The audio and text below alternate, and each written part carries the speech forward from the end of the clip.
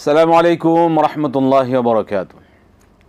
আলহামদুলিল্লাহি রাব্বিল আলামিন ওয়াসসালাতু ওয়াসসালামু আলা রাসূলিহিল কারীম ওয়া খাতামান নাবিয়্যিন নবিয়িনা মুহাম্মদ ওয়া আলা আলিহি ওয়া সাহবিহি আজমাইন। সুপ্রিয় দর্শক, পৃথিবীর যে প্রান্ত থেকে আপনারা এই মুহূর্তে এটিএন বাংলার টিভি স্ক্রিনের সামনে আছেন, সকলকে স্বাগত জানাচ্ছি এটিএন বাংলার নিয়মিত আয়োজন ইসলামী সওয়াল জবাব। এই আয়োজন অনুষ্ঠানে আপনাদের জীবন ঘনিষ্ঠ যে কোনো ধরনের প্রশ্নের জবাব ইসলামিক শরিয়ার আলোকে জানতে আপনি প্রশ্ন করুন, ফোন করুন। আমি আছি আপনাদের সাথে একেএম ফিরোজ। আমাদের সাথে হাজির স্টুডিওতে উপস্থিত আছেন শেখ শাহ ওয়ালিউল্লাহ হাফিজাহুল্লাহ। আসসালামু আলাইকুম ওয়া রাহমাতুল্লাহি ওয়া বারাকাতুহু। ওয়ালাইকুম আসসালাম ওয়া রাহমাতুল্লাহি ওয়া বারাকাতুহু। শেখ মারহাবা বিকুম, বারাকাল্লাহু ফীকুম। আহসানতুম মাশাআল্লাহ। প্রিয় দর্শক, আপনাদের প্রশ্ন আমরা এখন রিসিভ করব। যারা আমাদের সাথে যোগাযোগ করছেন প্রশ্ন করবার জন্য, একটা বিষয় অবশ্যই আমাদেরকে আপনারা সহযোগিতা করবেন মনে করে, যখন আপনারা কথা বলবেন আমাদের সাথে সরাসরি, আপনি যে টেলিভিশন দেখছেন টেলিভিশনের ভলিউমটা কমে আমাদের সাথে কথা বলুন, এটাই অনুরোধ। আমরা যাবো আজকের আয়োজনে ইনশাআল্লাহ। জি দর্শক, বিসমিল্লাহ। জি দর্শক, বলুন কি প্রশ্ন আপনার। আসসালামু আলাইকুম। ওয়ালাইকুম সালাম ওয়া রাহমাতুল্লাহি ওয়া বারাকাতুহু। হুজুর, আমি ধরমপাড়া সুনামগঞ্জ থেকে ইনুস বলছিলাম। সাহেব বলুন। হুজুর, আমার প্রথম প্রশ্ন হলো যে আমরা উলামায়ে কেরামদের কাছ থেকে শুনে থাকি যে মুসলমান একটা অঙ্গের মতো, শরীরের কোনো অঙ্গে যদি কষ্ট ব্যথা পায় তাহলে তার সমস্ত শরীরেই সেই ব্যথা অনুভব করে। আমার প্রশ্ন হলো যে এই যে আমাদের ফিলিস্তিনিদের এইভাবে অত্যাচার নির্যাতন, হাজার হাজার লোক প্রতিদিন মৃত্যুবরণ করতেছে, মারতেছে, এবং আমার পার্শ্ববর্তীদের ভারতেও মুসলমানদের উপর বিভিন্ন সময় বিভিন্ন নির্যাতন, পশু পাখির মতো এদেরকে পিটে হত্যা করে, এতে করে কি আমরা এইগুলি দিয়ে আমরা যে মুসলমানিত্ব আমরা কি এটা সঠিকভাবে পালন করতে পারতেছি? এই জন্য কি আল্লাহ রাব্বুল আলামিনের কাছে আমাদের মুসলমানরা এই জবাব দিয়ে করতে হবে? জি ধন্যবাদ। আমরা শুনবাই বিষয়ে মতামত। আমরা জি শুরু করতে পারি মহতারাম, বিসমিল্লাহ। আলহামদুলিল্লাহ ওয়াসসালাতু ওয়াসসালামু আলা রাসূলিল্লাহি ওয়া বা'দা, কুল ওয়া বিল্লাহিত তাওফিক। প্রথম হলো যে এক দুইটা শব্দের সংশোধনী আছে। শব্দটা হলো রাসূলুল্লাহ সাল্লাল্লাহু তাআলা আলাইহি ওয়াসাল্লাম থেকে বর্ণিত বিশুদ্ধ হাদিস, তারাল মুমিনিনা ফি তারাহুমিহিম ওয়া তাআতুফিহিম ওয়া তাওয়াদ্দিহিম কাজাসাদিন ওয়াহিদ। রাসূলুল্লাহ সাল্লাল্লাহু আলাইহি ওয়াসাল্লাম বলেছেন যে ঈমানদার মুসলমান না, কারণ ইসলামের তিনটি স্তর আছে। প্রথম হলো ঈমান, যারা ঈমান আনয়ন করতে পেরেছে তাদের নাম মুমিন, ঈমানদার। ঈমানদার হওয়ার পরে আমল করে করে দ্বিতীয় অবস্থান হলো মুসলিম, মানে আল্লাহ তাআলার কাছে আত্মসমর্পণ করা, মুসলমান হওয়া। 3 নাম্বার, মুসলমান হওয়ার পরে আমল করে করে মানুষ হতে পারে মুহসিন, মানে এমন হবে যে না আল্লাহকে দেখে দেখে ইবাদত করছে, অথবা আল্লাহকে দেখতে না পেলে আল্লাহ তাকে দেখতে পাচ্ছেন, এই চেতনায় সর্বক্ষণ থাকবে। তো শব্দটা এই জন্যে প্রশ্নকারী তিনি যে বললেন যে মুসলমানরা এক দেহ না, নবীজি সাল্লাল্লাহু আলাইহি ওয়াসাল্লাম বলছেন মুমিন, যারা ঈমান এনেছে তারাই পৃথিবীর পূর্ব দিগন্তে একজন ঈমানদার, পশ্চিম দিগন্তে আরেকজন ঈমানদার। রাসূলুল্লাহ সাল্লাল্লাহু আলাইহি ওয়াসাল্লাম বলেন ঈমানের কারণে বিনা সুতায় এমন সম্পর্ক তৈরি হয় যে পরস্পরের সহমর্মিতা, ভালোবাসা, সৌহার্দ্যে, সম্প্রীতিতে দেখতে পাবে কাজাসাদিন ওয়াহিদ, এক দেহের মতো। ইদাশতাকা মিনহু উদউন, যখন উদাহরণত শরীরের কোনো অঙ্গ যদি ব্যথিত হয় তাইলে সমস্তটা শরীরে যেমন জ্বর আসে, রাতে যেমন ঘুম আসে না, রাসূলুল্লাহ সাল্লাল্লাহু আলাইহি ওয়াসাল্লাম ঈমানদারদের পারস্পরিক সৌহার্দ্য, সম্প্রীতি, ভালোবাসায় এই এক দেহের মতো বলে উদাহরণ দিয়েছেন। বাস্তবে তাই হওয়া উচিত। কিন্তু প্রশ্নকারী যেটা বললেন, আজকের প্রায় এই 70 বছর হতে লাগলো, প্রায় 70 বছরের উপরে ফিলিস্তিনের মধ্যে ইসরায়েলিরা এসে, জায়নিস্ট ইহুদিরা এসে ভূখণ্ড দখল করে করে এখন রাষ্ট্র এমন যে ফিলিস্তিনকে অস্বীকার করে, মসজিদুল আকসার মর্যাদা ভুলণ্ঠিত করে, এমনকি ফিলিস্তিন রাষ্ট্র মুছে ফেলে দিতে চায়। ডাকাতরা এসে বাড়ি দখল করে ফেলতেছে। এই জন্যে আমাদের কি দায়? অবশ্যই আমাদের দায় রয়েছে। শুধু তাই না, তিনি উদাহরণ দিয়েছেন আমাদের পার্শ্ববর্তী দেশ এর কথা, যে দেশে বিশাল বড় দেশ, কিন্তু এটা খুবই দুর্ভাগ্যজনক সত্য, বেশ কিছুদিন যাবৎ আমরা লক্ষ্য করছি যে ওখানে ধর্মীয় সংখ্যালঘু বিশেষ করে মুসলমানদের উপরে অনেক জায়গায় অকথ্য নির্যাতন, অবর্ণনীয় দুর্ব্যবহার, শুধু তাই না নির্মমভাবে হত্যা করা হয়। কি অপরাধ? গরুর গোশত কেন খায়, কেন গরু জবাই করে? আহা, এই জন্যে এই দেশে এত নির্যাতন, কিন্তু আমাদের দায়, ইয়েস আমাদের দায় আছে।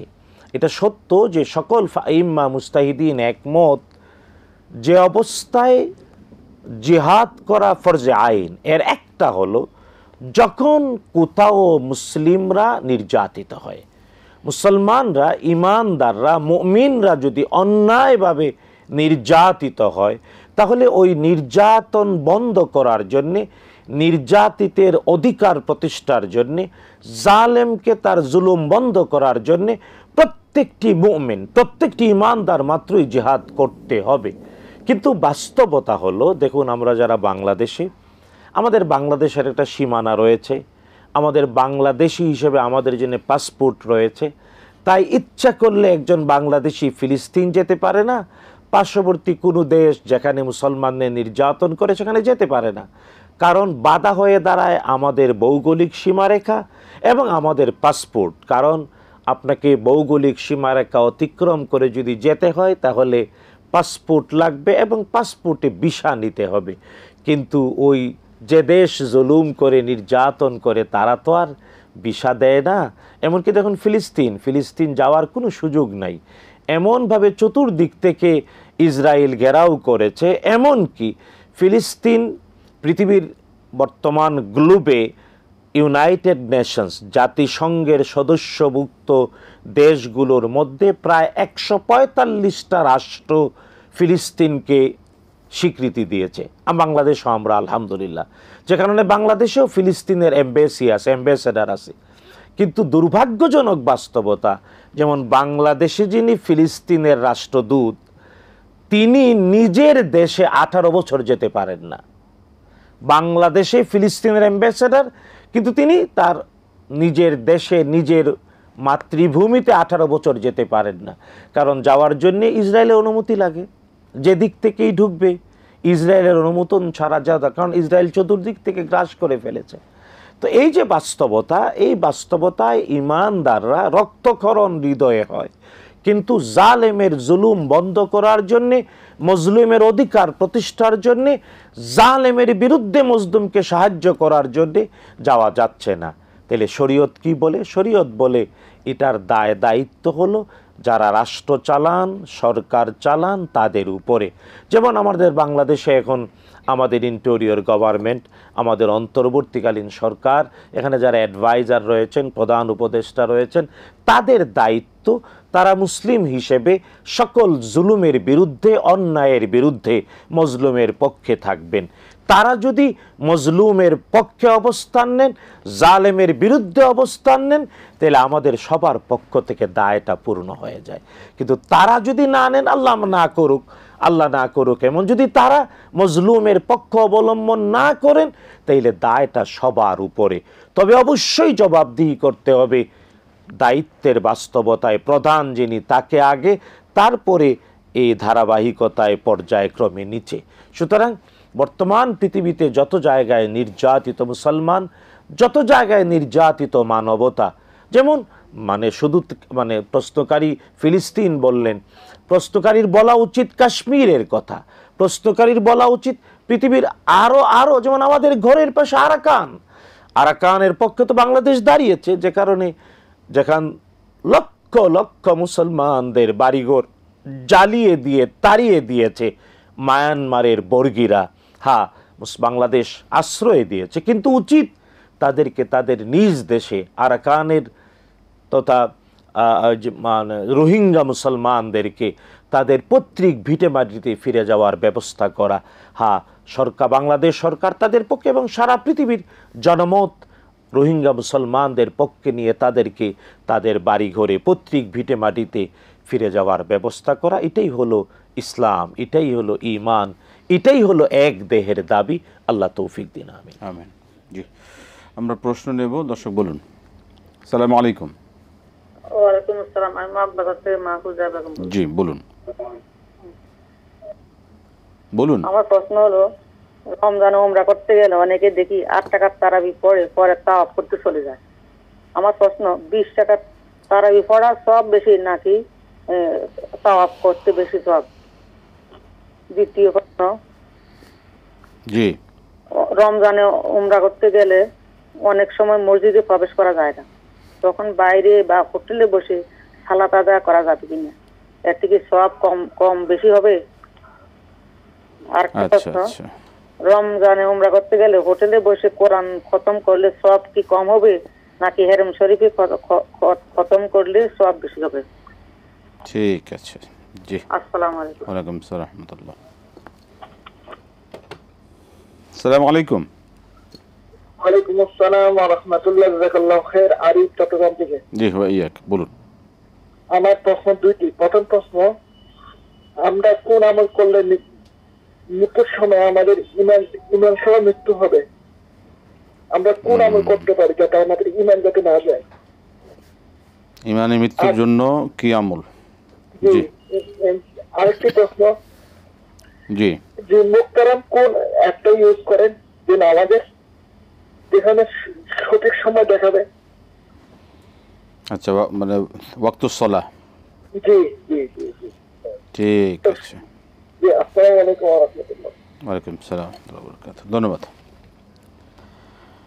রমজানে উমরা করলে 8 টাকা পরে চলে যান তাওয়াফে।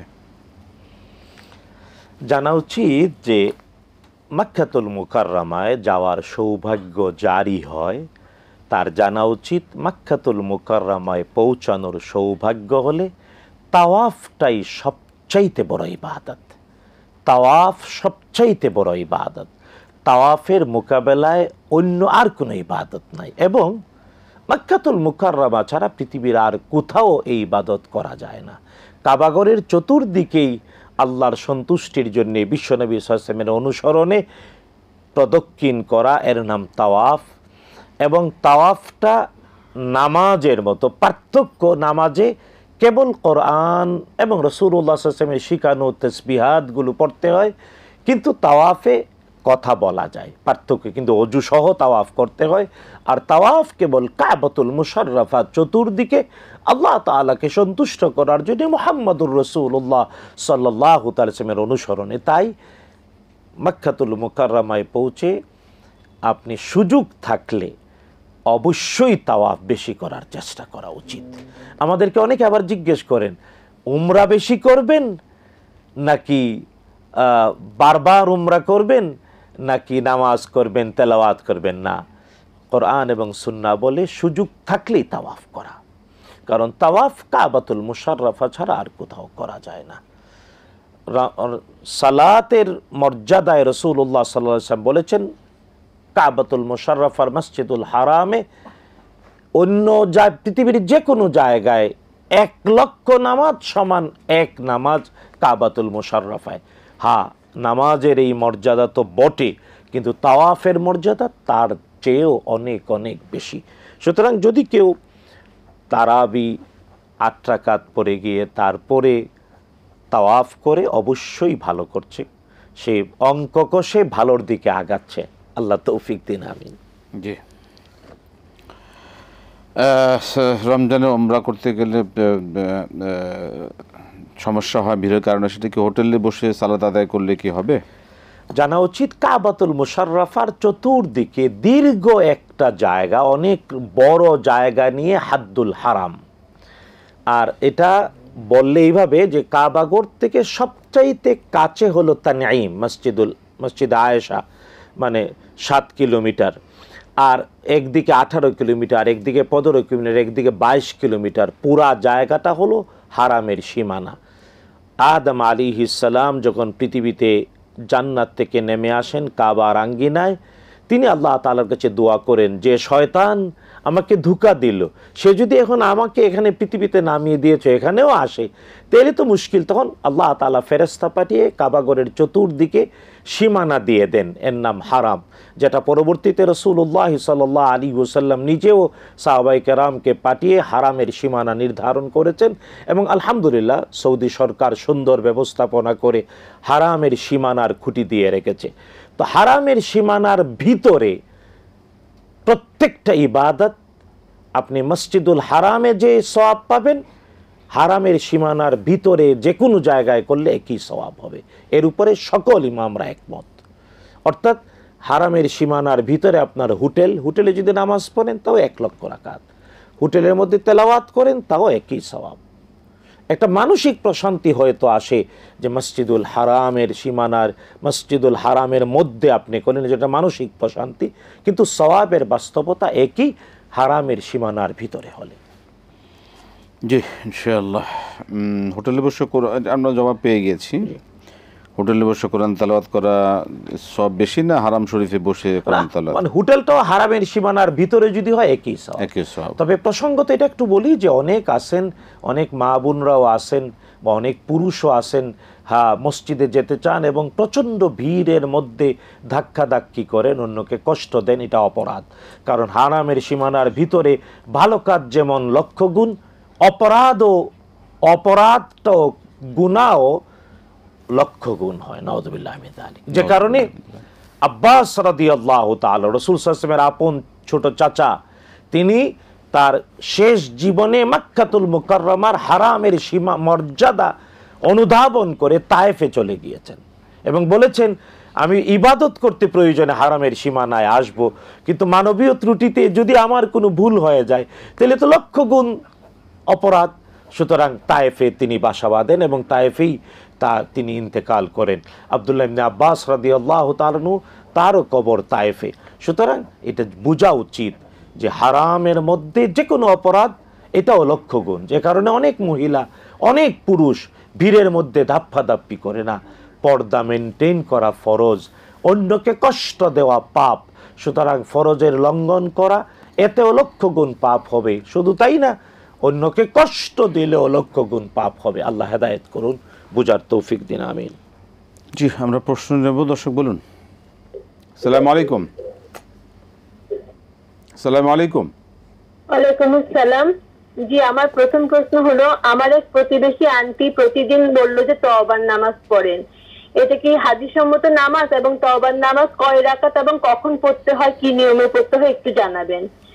আর আরেকটা প্রশ্ন হলো, আমরা আত্মাহিত দরুদ দোয়া মাসুরা পড়ার পরে কোরআনের দোয়াগুলো রব্বির হামহুমা কামা রব্বায়ানি সগীরা, তারপর রব্বানা যালামনা, তারপর রব্বানা আতিনা এভাবে বলি। আবার সিজদাতে এই দোয়াগুলোকে আমরা আল্লাহুম্মা দিয়ে বলি। এখন মানে দোয়া মাসুরার পরে কি আল্লাহুম্মা বলবো নাকি মানে কি রব্বানা দিয়ে বললে হবে? এটা একটুখানি মানে গত পর্ব আমি ঠিক বুঝতে পারি নাই, এটা একটু আজকে একটুখানি বুঝিয়ে বললে উপকৃত হব। জি, আসসালামু আলাইকুম। ওয়ালাইকুম আসসালাম।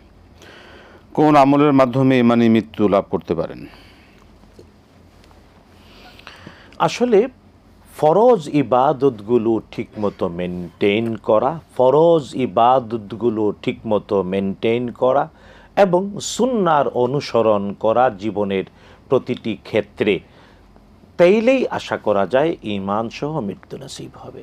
পাশাপাশি আল্লাহ তাআলার কাছে এটা দোয়া করা, যেমন আল্লাহ তাআলা সূরাতুল আহজাবে মদিনার আনসারদের প্রশংসায় বলেছেন যে তারা বলতেন যে আমাদের জন্য ঈমানকে অতি প্রিয় করে দাও, যে কারণে ওয়াহাব্বাবা ইলাইহিমুল ঈমান আয়াত রাসূলুল্লাহ সাল্লাল্লাহু আলাইহি ওয়াসাল্লাম এর আলোকে একটা দোয়াও শিখিয়েছেন। এইভাবে দোয়া করা, আল্লাহুম্মা হাব্বিব ইলাইনাল ঈমানা ওয়া যায়্যিনহু ফি কুলুবিনা ওয়া কাররিহ ইলাইনাল কুফরা ওয়াল ফুসুকা ওয়াল ইসয়ান ওয়াজআলনা মিনার রাশিদিন। ওয়ালাকিন্নাল্লাহ হাব্বাবা ইলাইকুমুল ঈমানা ওয়া যায়্যানাহু ফি কুলুবিকুম, সূরাতুল আহজাবের আয়াত। জি। তারপর হলো ওয়াক্তু সালাহ, নামাজের সময়ের জন্য কোন অ্যাপসটি উত্তম এবং আপনি কোনটা ব্যবহার করেন? আমার কাছে মানে 2টা অ্যাপস আমি ব্যবহার করি ওয়াক্তে বোঝার জন্য। একটা হলো ওই যে মানে আমি নামটা বলি, একটা হলো যে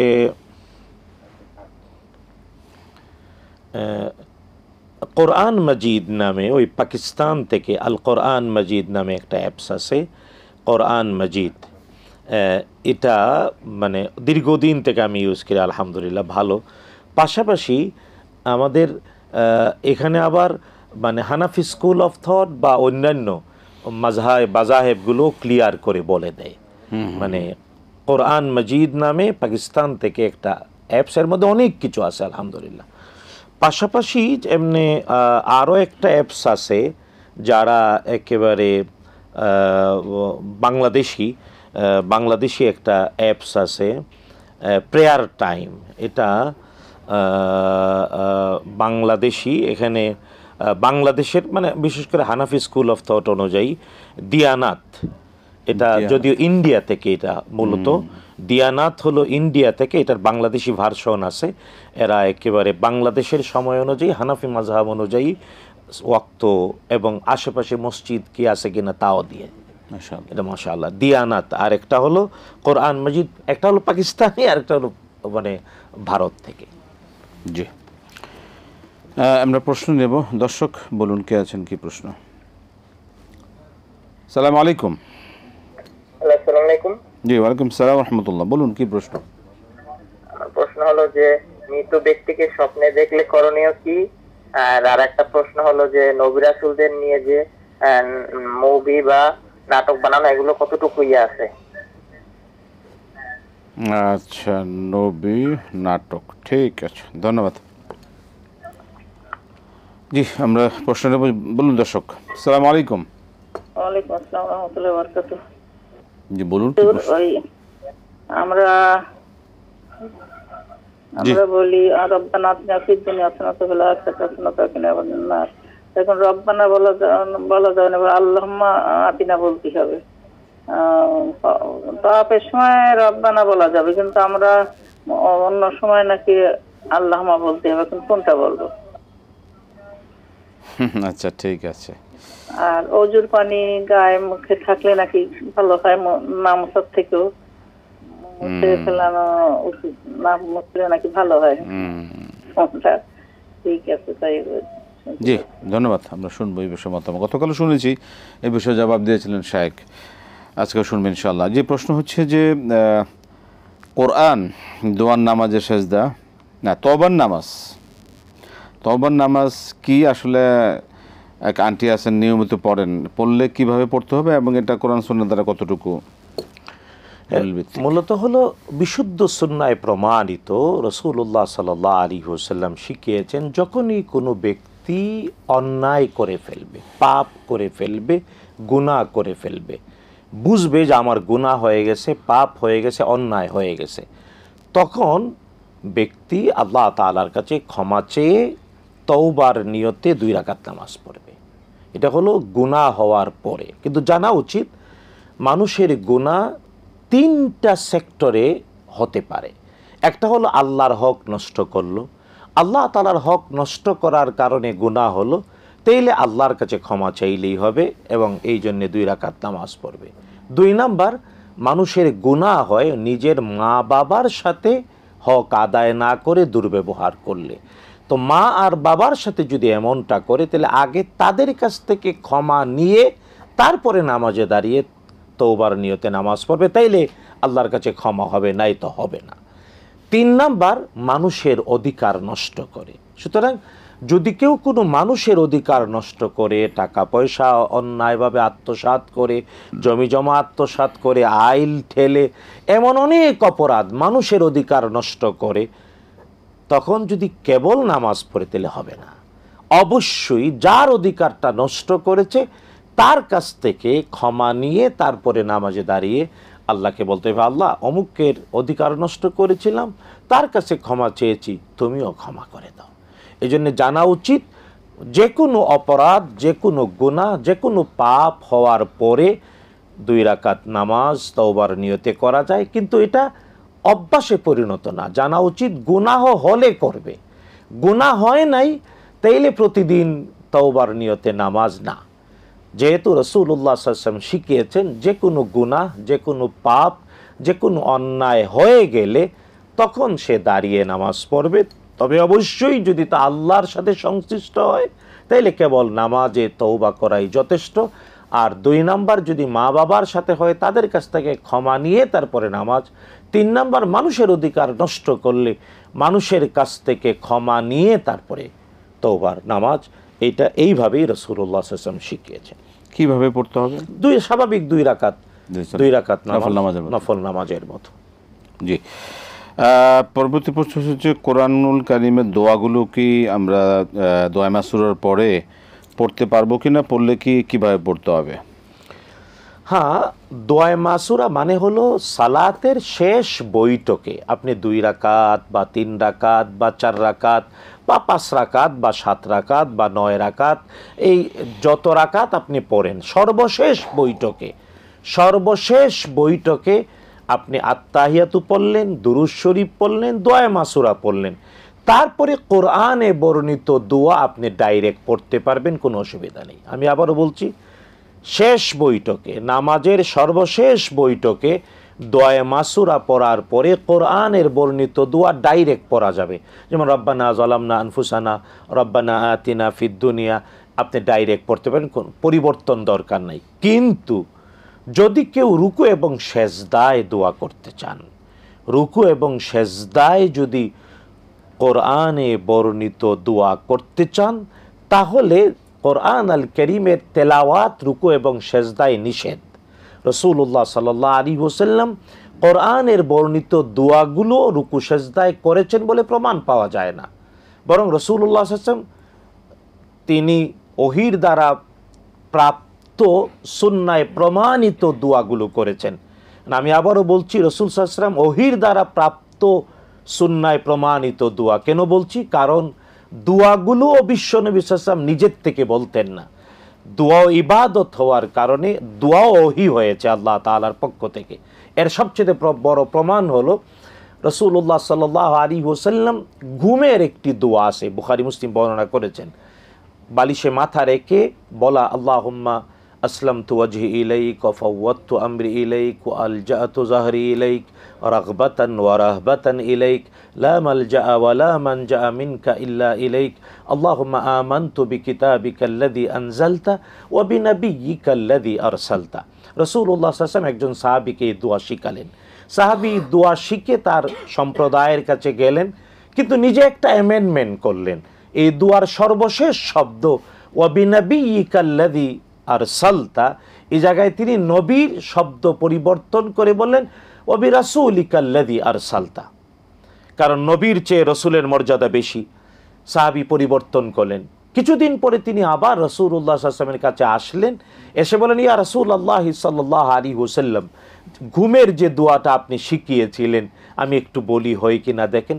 রাসূল সাল্লাল্লাহু আলাইহি ওয়াসাল্লাম বলেন, বলো। তখন তিনি বলতে গিয়ে সর্বশেষে বললেন ওয়া বিরাসূলিকাল্লাযী আরসালতা, নবীজি বললেন, আমি কি শিখিয়েছিলাম আর তুমি কি বলছো? তখন সাহাবী বলেন, ইয়া রাসূলুল্লাহ সাল্লাল্লাহু আলাইহি ওয়াসাল্লাম, আপনি বলেছিলেন ওয়া বিনাবিয়্যিকাল্লাযী আরসালতা, আমি এখানে সংযোজন করে নবীর জায়গায় রসুল শব্দ লাগিয়েছি মর্যাদা বৃদ্ধির জন্য। নবীজি বললেন, না, জেনে রেখো, এটা আমি নিজের থেকে বলিনি, এটা ওহী। এই জন্য ওহী 2 প্রকার, একটা ওহী তেলাওয়াত করা হয়, এর নাম আল কোরআন আল কারীম, আরেকটা ওহী যা তেলাওয়াত করা হয় না, এর নাম সুন্নাহ, এর নাম হাদিস। তাই দোয়াগুলোও ওহী।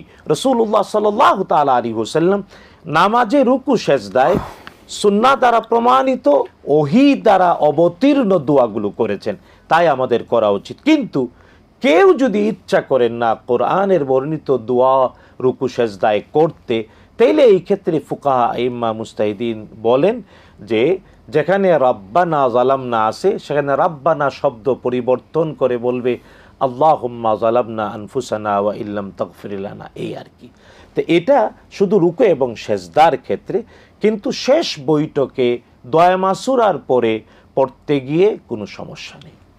জি, আল্লাহু আ'লাম। এক্ষেত্রে একটা সম্পূরক প্রশ্ন যেটা হচ্ছে যে রুকু থেকে দোয়া করা যাবে? হ্যাঁ, রুকু দোয়া করার জায়গা, রুকু দোয়া করার জায়গা, রুকু থেকে দাঁড়িয়ে দোয়া করার জায়গা, সেজদা দোয়া করার জায়গা, 2 সেজদার মাঝখানে দোয়া করার জায়গা। এমনকি বিখ্যাত বিশুদ্ধ হাদিস রাসূলুল্লাহ সাল্লাল্লাহু আলাইহি ওয়াসাল্লাম ইরশাদ করেছেন, দুই সেজদার মাঝখানে যে ব্যক্তি 5টি দোয়া করে, আল্লাহুম্মা গফিরলি ওয়ারহামনি ওয়াহদিনি ওয়ারযুকনি ওয়ারফা'নি, নবীজি সাল্লাল্লাহু আলাইহি ওয়াসাল্লাম বলছেন সেজন্য যথেষ্ট করে ফেললো।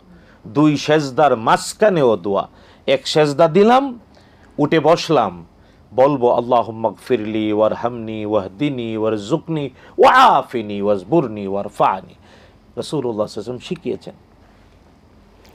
আমাদের আরেক মহতাম বলছিলেন যে রুকুতে দোয়া করা, সেজদাতে দোয়া করার জন্য বলেছিলেন। রুকুতেও দোয়া করা যায়, রুকুও দোয়া করার জায়গা। রাসূলুল্লাহ পুরো সালাতটাই তো একটা দোয়ার একটা সালাতেই দোয়া, সালাতেই তো দোয়া। আমরা পরবর্তী প্রশ্ন যেটা হচ্ছে যে মৃত ব্যক্তিকে স্বপ্নে দেখলে কি করণীয়? ব্যাপারটা হলো যে এক এক স্বপ্নের এক একটা ব্যাখ্যা হয়। তিনি যেভাবে বলেছেন মৃত ব্যক্তিকে স্বপ্নে দেখলে কি করতে হয়, আসলে ইন জেনারেলি বলতে হয় মৃত ব্যক্তিকে স্বপ্নে দেখলে তার জন্য দোয়া করতে হয়, তার মাগফেরাত কামনা করতে হয়, পৃথিবীতে তার কোনো হক যদি অবশিষ্ট থেকে থাকে তা পূর্ণ করতে হয়, অনেকগুলো কথা। কারণ মূলত স্বপ্নের এক একটা ব্যাখ্যা রয়েছে। যিনি দেখেন, যাকে দেখেন, কিভাবে দেখেন, এই বাস্তবতার উপর ভিত্তি করে ব্যাখ্যা করতে হয়। স্বপ্নের তাবির আলাদা একটা জ্ঞান। এই জন্যে যিনি প্রশ্ন করেছেন ডাইরেক্ট যে মানে মৃত ব্যক্তিকে স্বপ্নে দেখলে কী করতে হয়, তাহলে ডাইরেক্ট স্বাভাবিক উত্তর হলো হ্যাঁ, মৃত ব্যক্তিকে স্বপ্নে দেখলে তার জন্য ক্ষমা চাইতে হয় আল্লাহর কাছে, তার জন্য দোয়া করতে হয়, তার জন্য দান সদকা করতে হয়, এবং তার যদি কোনো হক বা অধিকার পৃথিবীতে থেকে থাকে তা পরিপূর্ণ করে দিতে হয়। তারপর হচ্ছে আল্লাহ একটা প্রশ্ন কি করেছিলেন মহতারাম? নবী রাসূলদের নিয়ে যদি কেউ নাটক সিনেমা করে, জি জি জি জানা উচিত এর উপরে আল আজহার বিশ্ববিদ্যালয় অনেক আগে, আজ থেকে প্রায় 70-80 বছর আগে ফতোয়া দিয়েছে। বর্তমান পৃথিবীর প্রায় সকল আলেমরা এই ব্যাপারে একমত।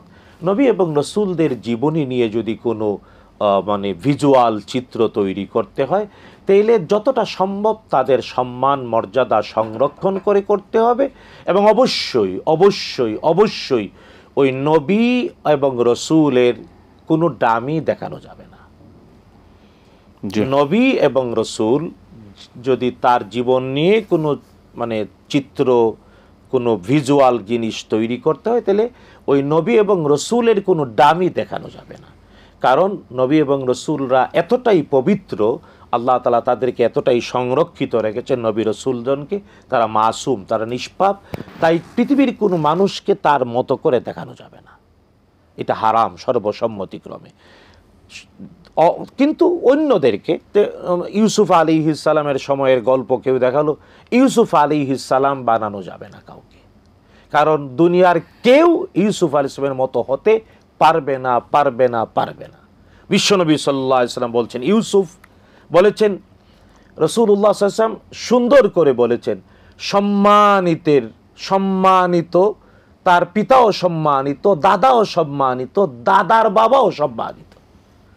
ইবনুল আকরামিন, ইবনুল আকরামিন, ইবনুল আকরামিন, ইবনুল, 4 বার রাসূলুল্লাহ বলেছেন যে ইউসুফ আলাইহিস সালাম তিনি নিজে মর্যাদাময় সম্মানিত নবী, তার বাবাও মর্যাদাময় সম্মানিত নবী, তার দাদাও সম্মানিত মর্যাদাময় নবী, তার দাদার বাবাও সম্মানিত মর্যাদাময় নবী। সুতরাং কাউকে ইউসুফ আলাইহিস সালামের মতো দেখানো যাবে না, যাবে না, যাবে না, অপরাধ। হ্যাঁ, ঠিক এমনি যে কোনো, তবে হ্যাঁ ওই সময়ে ইউসুফ আলাইহিস সালামের সময়ের অন্য মানুষদেরকে দেখানো যাবে। হ্যাঁ, যদি ফেরাউনের চিত্র কেউ দেখায় আর কাউরে ফেরাউন বানাতে চায়, আমার তো মনে হয় পৃথিবীতে অন্তত এমন কোনো মানুষ খুঁজে পাওয়া যাবে না যে ফেরাউনের চরিত্রে অভিনয় করবে, কারণ এটা তো নিকৃষ্ট, সবাই জানে। তাই যদি কারো বিবেক এতটাই মরে যায় যে হে ফেরাউনের চরিত্রে অভিনয় করবে, করুকগে, কিন্তু ইউসুফ আলাইহিস সালাম বা নবী রাসূলগণের চরিত্রে ডাইরেক্ট কাউকে দেখানো যাবে না, এটা হারাম। জি, একটা প্রশ্ন নেই আমরা। জি, আসসালামু আলাইকুম। আসসালামু আলাইকুম। ওয়ালাইকুম সালাম। হুজুর, আমার একটু প্রশ্ন ছিল যে আমি অনলাইনে কোরআন শিখি, তো এখন প্রিয়র অবস্থায় আমি কি ওইভাবে শিখতে পারবো যদি আমি কোরআন না ধরে মোবাইল স্ক্রিন দিয়ে পড়লাম, যখন আমাকে আমার ম্যাডাম পড়াবেন, সেভাবে কি আমি পড়তে পারবো শেখার জন্য? ঠিক আছে, দ্বিতীয় না নাহলে তো বন্ধ, মানে অনেকদিন বন্ধ যায়। আর একটা কথা হচ্ছে যে ঠিক আছে। মানে নিজের ভাই বোনের মধ্যে সুসম্পর্ক তৈরি করার জন্য বিশেষ কোনো আমল আছে কি, যদি কখনো কোনো কারণে মনোমালিন্য হয়? আরেকটা প্রশ্ন আছে হুজুর, আমি একটা ভুল করে ফেলেছি। মানে আমি একটা মেডিসিন কিনছিলাম একটা দোকান থেকে, দোকানটা আমার বাসা থেকে অনেক দূরে। তো ওই মেডিসিনটা ডক্টর আমাকে চেঞ্জ করে দিয়েছেন। আমি আমার বাসার কাছের একটা দোকানে ওই কথাটা বলিনি যে ওই মেডিসিনটা অন্য দোকানের, কিন্তু ওনাদের দোকানে কোনোটাই না বলে মেডিসিনটা যেহেতু ইনটেক ছিল ওনাদের কাছ থেকে চেঞ্জ করে নিয়ে অন্য একটা ঔষধ নিয়ে আসবে। এখন এই জন্য কি আমার গুনাহ হবে? দোকান চেঞ্জ, ঠিক আছে, শুনবো এই বিষয়ে। আসসালামু আলাইকুম। ওয়ালাইকুম আসসালাম। জি একটা জি, আসসালামু আলাইকুম। ওয়ালাইকুম আসসালাম। বলুন কি প্রশ্ন, বলুন। হ্যালো, জি আপনি কি প্রশ্ন করতেছেন বলুন। আমি তো ওই যে অনুষ্ঠানে একটা প্রশ্ন করতে চাইছিলাম। জি শুনছি, বলুন আপনি কি প্রশ্ন আপনার বলুন। ও আচ্ছা, আপনি উত্তর দিবেন? জি জি বলুন। আচ্ছা, আমি ওই যে প্রশ্ন করতে চাইছিলাম যে আমরা যে ওই নামাজ, ফরজ নামাজ পড়ি, ফরজ নামাজে তো জোরে কেরাত আছে, আস্তে কেরাত আছে। এখন যারা মুক্তাদি আছে তারা কি সূরা ফাতিহা পড়বে নাকি না পড়লেও নামাজ হবে? ঠিক আছে, অনেক ধন্যবাদ। আরেকটা হচ্ছে আপনার এই যে নামাজ শেষে যে ইমাম সাহেব মানে মুনাজাত করে, সেই মুনাজাতে মুক্তাদিরা অংশগ্রহণ করে, তাতে কি আসলে সহি হাদিস কোনটা, মুনাজাত করবে না করবে না? ঠিক আছে, অনেক ধন্যবাদ, আমরা শুনবো। মোহতারাম, জি অজুর পানিতে হাত না মোছা এবং আল্লাহুম্মা আতিনা রব্বানা কোথায় বলা না বলা, না এটা আমাদের সময় কম, একটু আগে বলেছি যে কোরআনের বর্ণিত দোয়াগুলো যদি রুকু সেজদায় কেউ করতে চান তাহলে ওই আল্লাহ রাব্বানার জায়গায় আল্লাহুম্মা বলে পরিবর্তন করে করা, কিন্তু রুকু সেজদায়। কিন্তু শেষ বৈঠকে দোয়ায়ে মাসুরার পরে তিনি কোরআনের বর্ণিত দোয়াগুলো ডাইরেক্ট পড়তে পারবেন, সমস্যা নাই। আর অজুর পানি না মোছাটা সুন্নাহ। রাসূলুল্লাহ সাল্লাল্লাহু আলাইহি ওয়াসাল্লাম অজু করলে সাধারণত পানি অন্য কাপড় দিয়ে, শুকনা কাপড় দিয়ে মুছতেন না। যে অনলাইনে কোরআন পিরিয়ড অবস্থা পড়া যাবে কিনা, হ্যাঁ, টাচ না করে স্ক্রিনে দেখে বারবার আওরায়া মুখস্থ পড়তে পারবেন। মেডিসিন যে চেঞ্জ করে নিল অন্য দোকান থেকে কিছু না বলে, এটা কি অন্যায় হয়েছে? যেহেতু লেনদেনের বিষয়, ওই কর্তৃপক্ষ তারা মানে ওই ফার্মেসির লোকজন তো দেখেই পরিবর্তন করে নিয়েছে। যদি কোনো ঝামেলা হতো তারা নিত না। সুতরাং এটা যদি এটা যেহেতু মানে লেনদেনের বিষয়, অর্থাৎ বস্তু আপনি দিয়েছেন, তারা নিয়েছে এবং ওই সময়ে কোনো অভিযোগ করে নাই, সুতরাং এটা নিয়ে কোনো দায় নাই। জোরে আস্তে কেরাত পড়া, এটা তখন ফাতিহা পড়তে হবে কিনা? মূলত সূরাতুল ফাতিহা সালাতে পড়াটাই উচিত যেখানেই সুযোগ পাবে। তবে এতটুকুন খেয়াল রাখা উচিত, যেখানে ইমাম জুড়ে পড়বেন সেখানে ইমামের সাথে ঝগড়া করবে না, শুনবে ইমামেরটা, যখন চুপ থাকবে তখন মনে মনে পড়বে, নিজে নিজে পড়বে, অতি উত্তম। ইমামের সাথে মোনাজাত করা এটা কি বেদাতের মধ্যে পড়ে কিনা না করে যাবে? না, ব্যাপারটা হলো মোনাজাতটা টোটালি আলাদা একটা ইবাদত। আপনারা যদি ভালো লাগে শরীক হতে পারেন, আর নাইলে ইমামের উচিত ফরজের পরে সুন্নায় বর্ণিত তাসবিহগুলো করা, তারপরে আলাদাভাবে মোনাজাত করা। ইমামের সাথে ওইভাবে এটা জরুরি না। ব্যাপারটা হলো না, ইমামেরই উচিত, প্রত্যেক ইমামের উপরে আমানত এটা, ফরজ সালাতের শেষে সুন্নায় প্রমাণিত তাসবিহগুলো করবে, তারপরে মুনাজাতটা আলাদা বিষয় করবে, এটা আলাদা। আমরা শেষ করতে হচ্ছে। শেখ আপনাকে অসংখ্য ধন্যবাদ, জাযাকাল্লাহ খায়ের, বারাকাল্লাহ ফিক। প্রিয় দর্শক, সময় শেষ হয়ে গেল, আমরা দুঃখিত অনেক প্রশ্ন নিতে পারলাম না। ইনশাল্লাহ আপনারা আগামীতে অবশ্যই চেষ্টা করবেন, এই বিষয়গুলো ইনশাল্লাহ আমরা জানবার চেষ্টা করব। যা শুনলাম তা যেন মানতে পারি, আল্লাহ পাক আমাদের জন্য পালন করা সহজ করে দেন। শেষ করছি, আজকে বিদায় নিচ্ছি। আসসালামু আলাইকুম ওয়া রাহমাতুল্লাহি ওয়া বারাকাতুহু।